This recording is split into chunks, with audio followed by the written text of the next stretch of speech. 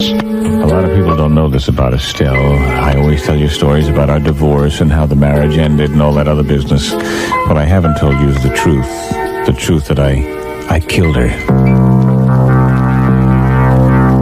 It was an accident. I swear it was an accident. I never intended to kill her. She was on my back as usual, nagging me about something as usual. And I don't know what happened, but before I could stop myself, my hands were around her throat. And I admit it now, and I'll admit it before a judge and jury. It felt good. It felt good to sink my fingers in the flesh around her lousy, stinking, miserable neck and squeeze. And I admitted I got a sick pleasure out of watching her eyeballs bulge out of her head. And she looked at me thinking, no, he's not doing this. He's really not doing this. And I squeezed. I was only going to squeeze for a little while, just to give her a little scare, just to make her cough, just to make her gag. But I couldn't stop myself. Before I knew what had happened, her eyes rolled up in her head. Her tongue flew out. And I knew she was dead. I shook her. I said, Estelle! Estelle, I'm sorry! Estelle! But my screams fell on lifeless ears.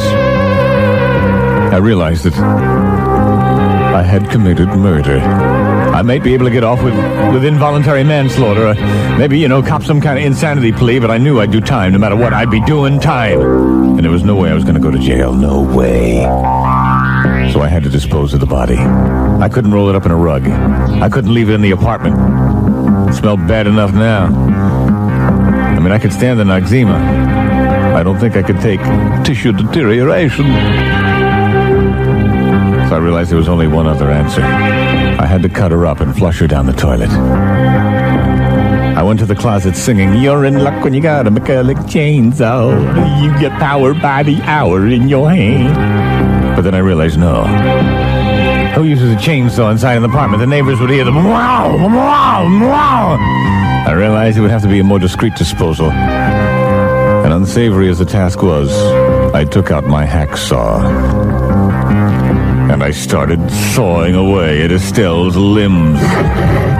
At first, it really grossed me out to see the way, oh God, But then, the more I thought of how much I hated her, the more I got into it. The more I started carving her up into tinier and tinier pieces, I finally started on the toes. This little piggy went to the market. This little piggy had none. And so I cut off all her little toes, and I cut off everything. Everything! And I took the whole bloody bundle into the bathroom, and I flushed it down the toilet. A little bit of leg, a little bit of arm, a little bit of hand. But the head wouldn't go down. The head just kind of floated and bounced there over the hole, but it wouldn't make the turn around the U-bend. I said, my God, I've got to dump this head.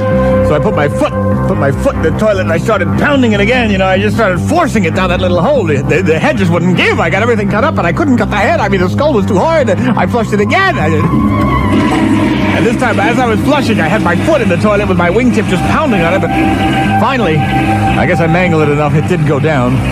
But then it got stuck. It got stuck, my God, and the water started overflowing, so I had to call the plumber. I figured the plumber would just snake out the toilet and it would go down and around, but no. He said, oh, I see you got a blockage here. I think I can grab it. I said, no, don't grab it. He said, yeah, I can pull this old baby out here. No problem at all. And he reached in and he yanked out Estelle's head. He dropped it. He said, my God. And he started running. I said, wait, come back. Yeah. Well, needless to say, the plumber went to the police and called them in on it.